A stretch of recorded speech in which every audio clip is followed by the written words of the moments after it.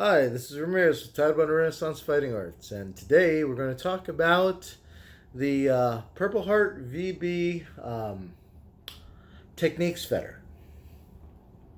Try to get that in shot. So, sometimes we have regular fetters, which is what we use for general sparring, and sometimes you want something that doesn't have a hilt and really feels a little bit more like a real sword. And that's technically what this Techniques fetter is for. It is a peened blade. I'm going to try to bring that around so you see. And it's a fairly solid, fairly hefty blade. So that's very thick. It is also very, very blunt. So you can do techniques and not worry about injuring another person. It's fantastic for slow work where you want to work with steel and you want to work with something that feels and is sized correctly for a sword. Um, I would argue that this does feel a little heavy in comparison to some of my actual sharp reproduction longswords, but one of the nice things is size-wise, it's a lot shorter than some of the fetters out there are. I will try to leave specs down below on this, but it's a couple of inches shorter than most fetters are, and fetters tend to be run a little bit longer. The handles are also a little bit longer. This is a little more consistent, so if I put two hands on that, you can see there's not a whole lot of room here. Because I don't have a Schultz, it just behaves a little bit differently. This is really good if you want to, practice a particular technique and get a feel for it the way it would work with a sword, with a sharp, basically. I do blunt it. It does come with a rounded tip. I don't know. This is an older model. I know that VB has made a new one, so it might be spatulated currently. You are able to get their larger blunts on there. Some people have said, hey, I can't fit that on there. If you just take your time, you may have to give it a couple of pounds on the floor. These do actually go on there, and I do have a taped end because, once again, I like my friends, and I would like to continue training with them rather than injuring them. The one place this doesn't belong, and this anyone who's an experienced competitor kind of knows this, these are not competition blades. These are not sparring weapons in the sense of, yeah, you can do slow work with them. You can do kind of some, hey, I want to practice the Fiore disarms or something like that. These are great for that kind of thing. What they're not great for is sparring, especially sparring people with other fetters.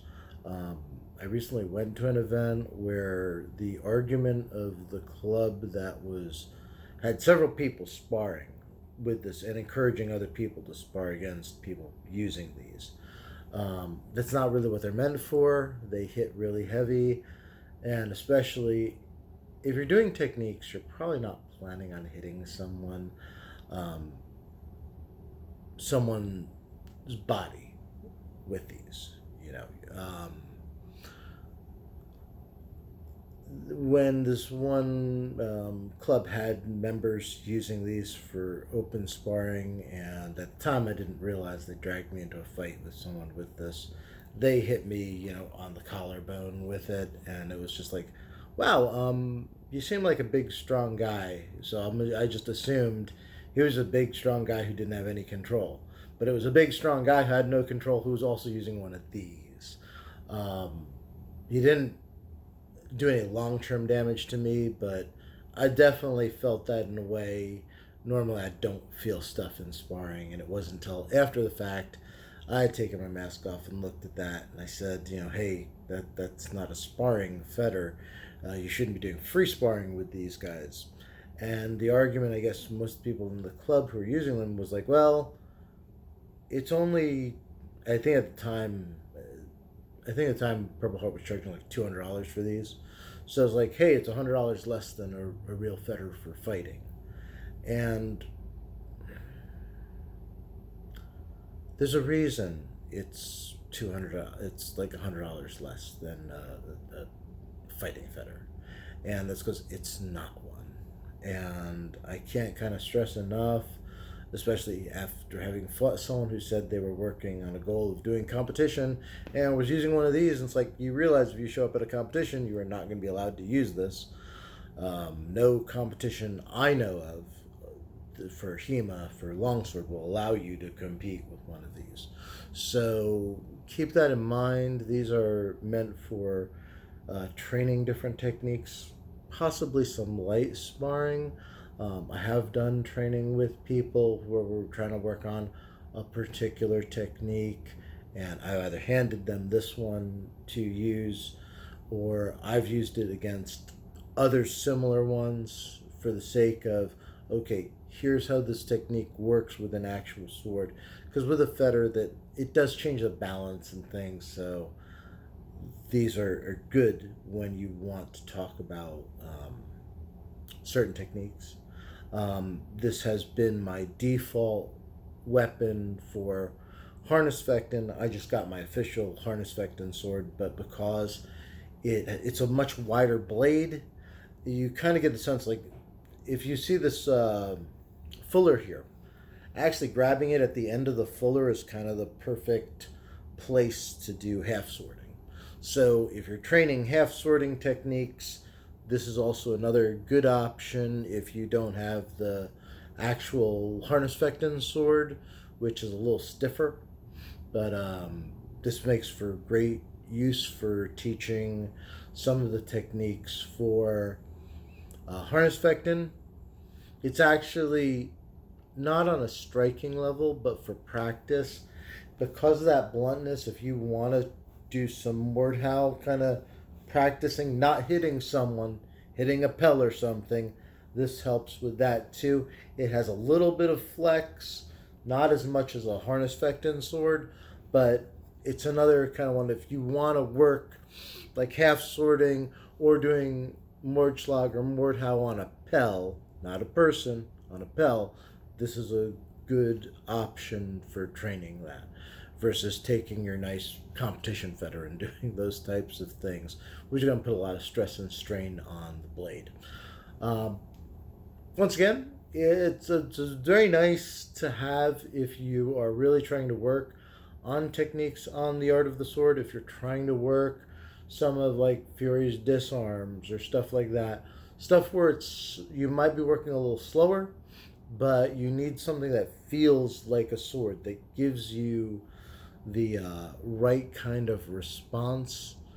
This is a good option. It's probably better than a fetter for training those specific sword techniques. What I do kind of warn you against is these aren't a cheap alternative to fetters. If you're going to actually spar, number one, if you're training for any type of competition, this is an illegal blade. You won't be allowed to use it. So you might as well train with the real equipment. If the real equipment costs you an extra $100, just save up your money and get the right tool for the right job. This is not that job, and you really shouldn't be trying to hit your friends with this. It's an accident waiting to happen. I had to stop the fight that I was in with someone with this when they hit my glove so hard they had turned the thumb joint 90 degrees on a hit. And as I said, I also took a rather sizable hit to my collarbone, and that was not fun. That kind of told me, yeah, I should probably stop this fight. And as I said, once that gauntlet turned, that was the end of that. So just keep that in mind. I think this is a great tool for what it's meant for, but my only caveat, and it's not really a con because it's not really the blade's fault, is this is not meant for full speed sparring. And just keep that in mind. This is not a cheaper alternative. If you need a cheaper alternative, go to a synthetic blade. Synthetic blades are going to be cheaper than this, and they are meant for sparring.